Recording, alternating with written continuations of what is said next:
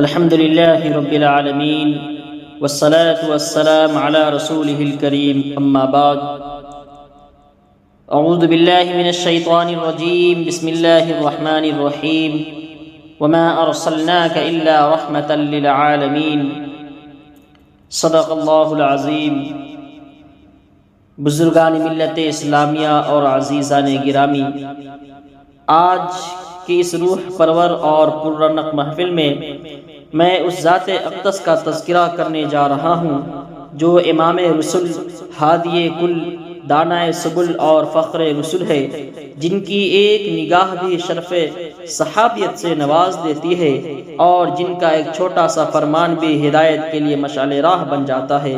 وہ عرب کے ایسے نازک ماحول میں تشریف لاتے ہیں جبکہ عالم انسانیت ضلالت و گمراہی کی سیاہ چادر میں لپٹ چکی تھی، اخلاقی پستیاں اپنے حدود سے آگے بڑھ چکی تھی، انسانی قلب فہی کالحجارۃ او اشد قسوہ کا مصداق بن چکا تھا، پورا معاشرہ اولئک کالانعام بل ہم اضل کی تفسیر بن چکا تھا، انسانوں کی جان لے لینا سرے سے کوئی جرم ہی نہ رہ گیا تھا، بھائی چارگی و ہمدردی اور اخوت و محبت کے سنہرے الفاظ معاشرہ سے غائب ہو چکے تھے، حق و باطل اور نور و ظلمت کے درمیان کوئی فرق ہی نہ رہ گیا تھا، پشتہا پشت کا بھولا ہوا ایک ادنا سا واقعہ کا تذکرہ بھی محبتوں کے خرمن میں عداوتوں کی آگ لگا دیا کرتا تھا، شہوت پرستی، عصمت دری اور دختر کشی سے پورا معاشرہ تنگ آ چکا تھا، زندگیاں اخلاقی بیماریوں کی جراثیم سے بالکل پلید ہو چکی تھی، پوری دنیا اب حیوانیت و درندگی کے آخری کنارہ پر پہنچ چکی تھی، ظہر الفساد فی البر والبحر کا ماحول ہو چکا تھا، غرضے کی پوری انسانیت تاریکیوں میں بھٹک رہی تھی کہ اچانک روحانیت کا آفتاب، اصلاح و ہدایت کا مہتاب، ایک یتیم، ایک بے سہارا اور ایک بے یار و مددگار، ایک معصوم بچہ آنکھیں کھولتا ہے۔ یہ کوئی عام بچہ نہیں تھا بلکہ اسی کے لیے بزم کائنات سجائی گئی تھی، یہی بچہ جوان ہو کر تخت نبوت پر جلوہ گر ہوتا ہے اور اپنی رسالتی آب و تاب اور چمک دمک سے پورے عالم کو منور کرنے لگتا ہے اور دیکھتے ہی دیکھتے اخلاقی دنیا میں ایک زبردست انقلاب برپا کر دیتا ہے، دور دراز علاقوں تک اس کی شہرت ہو جاتی ہے، خاص و عام ہر ایک انسان انہیں صادق و امین کے نام سے پکارنے لگتا ہے۔ ابھی کچھ ہی سال گزرتے ہیں کہ وہ خدائے واحد کی دعوت لے کر اٹھ کھڑا ہوتا ہے اور پوری قوم کو ضلالت کے گڑھے سے نکالنے کی خاطر میدان عمل میں نکل آتا ہے۔ پھر کیا ہوا؟ سارا عرب عداوتوں، مخالفتوں اور رکاوٹیں ڈالنے پر اتر آیا، حتیٰ کہ آپ صلی اللہ علیہ وسلم کو شعبہ ابی طالب میں محصور ہونے پر مجبور کر دیا گیا، طائف کے سفر میں سنگ باری کی گئی جس سے جسم مبارک لہو لہان ہو گیا، گرفتاری اور وجود پاک کو نعوذ باللہ ختم کرنے کے لیے دارالندوہ میں طرح طرح کے مشورے کیے گئے، تو آپ صلی اللہ علیہ وسلم وطن عزیز مکہ کو چھوڑ کر ہجرت کر کے مدینہ آ جانے پر مجبور ہو گئے۔ انصاریوں نے آپ کی نصرت کی اور مہاجرین نے آپ صلی اللہ علیہ وسلم کا ساتھ دیا، مگر پھر بھی مخالفین خاموش نہ رہ سکے، آخرکار کبھی جنگ بدر کا واقعہ پیش آیا، کبھی غزوہ احد کی باری آئی اور کبھی غزوہ خیبر و حنین عمل میں آیا، کیونکہ دنیا کا دستور ہے کہ باطل کبھی بھی حق کے روشن چراغ کو جلتے دیکھنا نہیں چاہتا، اس کے حاسبین اپنی پھونکوں سے اس کی روشنی کو پھونک کر بجھانا چاہتا ہے مگر اللہ اسے روشن ہی کرتا چلا جاتا ہے۔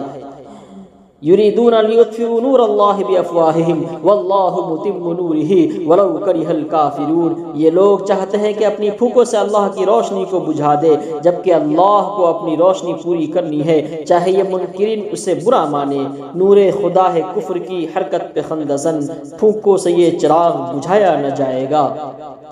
دوستو،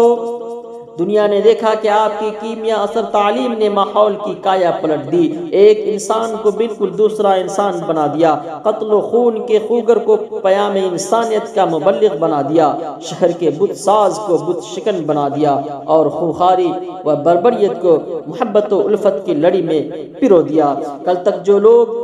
وَإِن كَانُوا مِن قَبْلُ لَفِي ضَلَالٍ مُبِينٍ کے سچے مصداق تھے، آج وہی کنتم خیر امت اخرجت للناس کے مبارک خطاب سے نواز دیے گئے۔ کل تک جن کی زندگیاں بے حیائی و فحاشی، شراب نوشی و مردہ خوری میں گزرتی تھی، جن کی راتیں بدکاری و عیاشی میں کٹتی تھی، آج انہی کی راتیں والذین یبیتون لربہم سجدا و قیاما کا مصداق بن کر عبادت و ریاضت، تہجد کے سجود و قیام اور کی نظر ہونے لگی۔ کل تک جن کے لمحات خانہ جنگیوں اور پشتہا پشت کی عداوتوں میں بسر ہوتے تھے، آج وہی وعباد الرحمن الذین یمشون علی الارض ہونا وَإِذَا خَاطَبَهُمُ الْجَاهِلُونَ قَالُوا سَلَامًا، اور رحماء بینہم کا عملی پیکر بن کر لڑنا جھگڑنا تو درکنار اب اس قدر خاک سار و متواضع ہو گئے کہ ہاتھ پیر کی زیادتیوں اور بات چیت کی سختیوں کو کون پوچھے، ان کی رفتار و گفتار تک ان کی شرافت نفسی و بربادی کی شہادت دینے لگی۔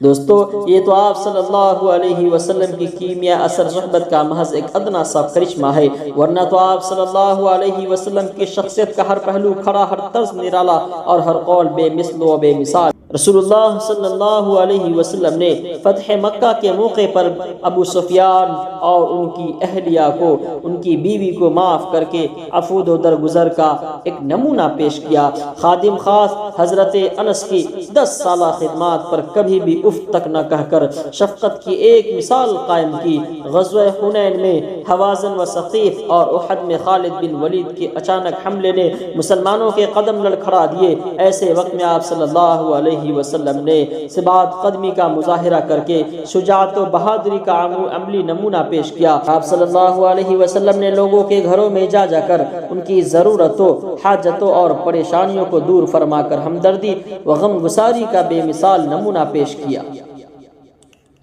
رسول اللہ صلی اللہ علیہ وسلم کی سیرت مبارکہ کے کس پہلو کا ذکر کیا جائے اور کسے چھوڑ دیا جائے؟ ہر پہلو اپنی جگہ ایک دفتر کا طالب ہے۔ قرآن مقدس کی ہزارہ آیات در حقیقت اخلاق نبوی کے عملی اور تعارفی ابواب ہے، اور سیرت نبوی کے ہزارہ گوشے در حقیقت قرآن کریم ہی کے عملی پہلو ہے۔ قرآن میں جو احکام کی آیات ہے، سیرت میں وہ آپ کے اعمال ہے۔ قرآن میں جو معاملات کی آیات ہے، سیرت میں وہ آپ کا حسن معاشرت ہے۔ قرآن میں جو اخلاق کی آیات ہے، سیرت میں وہ آپ کی جلوت ہے۔ قرآن میں جو خشیت کی آیت ہے، سیرت میں وہ آپ کی خلوت ہے۔